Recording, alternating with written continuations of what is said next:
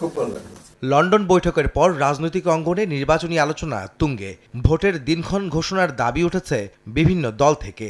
এমন বাস্তবতায় বৃহস্পতিবার সন্ধ্যায় প্রধান নির্বাচন কমিশনারের সঙ্গে বৈঠক করেছেন প্রধান উপদেষ্টা ডক্টর মোহাম্মদ ইউনূস। তবে আলোচনার বিষয়বস্তু জানায়নি কোনো পক্ষই। এই বৈঠকের আলোচনা জনগণের সামনে স্পষ্ট করার দাবি জানিয়েছেন বিএনপির স্থায়ী কমিটির সদস্য সালাউদ্দিন আহমদ। শুক্রবার বিকেলে গুলশানে নিজ বাসায় সাংবাদিকদের প্রশ্নের জবাবে তিনি জানান, জাতীয় নির্বাচনের আগে স্থানীয় সরকার ভোটের সুযোগ নেই। যদি উভয় পক্ষ থেকে বিষয়টি পরিষ্কার করা হয় জাতির সামনে, তাহলে আমরা আশ্বস্ত হব। জাতীয় সংসদ নির্বাচন অনুষ্ঠানের জন্য মোটামুটি সব দলই একমত। যদি তাই হয়, এই সময়ের ভিতরে নির্বাচন কমিশনের পক্ষে স্থানীয় সরকার নির্বাচন অনুষ্ঠান বা আয়োজন করা এটা এক প্রকার অসম্ভব।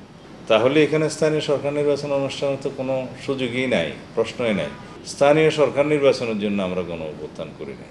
রোজকার সাধারণ খাবার এখন হবে অসাধারণ। প্রাণ স্বাদের মশলা, স্বাদ বাড়ায়, ঘ্রাণ ছড়ায়। এদিকে রাজধানীর নয়াপল্টনে দলের কেন্দ্রীয় কার্যালয়ে এক আলোচনা সভায় বিএনপির সিনিয়র যুগ্ম মহাসচিব রুহুল কবির রিজভী দাবি জানান, দ্রুত সংস্কার শেষে যৌক্তিক সময়ে নির্বাচন আয়োজনের। অন্তর্বর্তীকালীন সরকার তো হচ্ছে বিএনপি এবং সমস্ত গণতান্ত্রিক রাজনৈতিক দলগুলোর সমর্থিত সরকার। তারা সংস্কার করে দ্রুত নির্বাচন তারা দিবেন, বা দ্রুত নির্বাচন নয়, যৌক্তিক সময়ের মধ্যে নির্বাচন তারা দেবেন। এদিন জাতীয় প্রেস ক্লাবে এক আলোচনায় আগামী রমজানের আগেই নির্বাচন দিয়ে সরকারকে জাতির কাছে নজির স্থাপন করার আহ্বান জানান বিএনপির চেয়ারপারসনের উপদেষ্টা জয়নুল আবদিন ফারুক। সবার একটি আশা, যে আশা নিয়ে মুগ্ধ খোকন রক্ত দিয়েছিল, যে আশা নিয়ে আমরা এখনো বুক বেঁধে আয়নাগড়ে দীর্ঘদিন নির্যাতিত হয়েছি, জেল কেটেছি, অত্যাচারিত হয়েছি। সেই কারণে আমরা আপনার কাছে আশাবাদী, রোজার আগে দেশে একটা নির্বাচন হবে।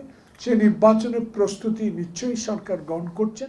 শেখ হাসিনা শুধু গণতন্ত্রই নয়, দেশের সব প্রতিষ্ঠানই পরিকল্পিতভাবে ধ্বংস করেছে বলেও মন্তব্য করেন বিএনপি নেতারা। শিক্ষা কমিশন হওয়া দরকার। আহমেদ সালেহীন, সময় সংবাদ, ঢাকা।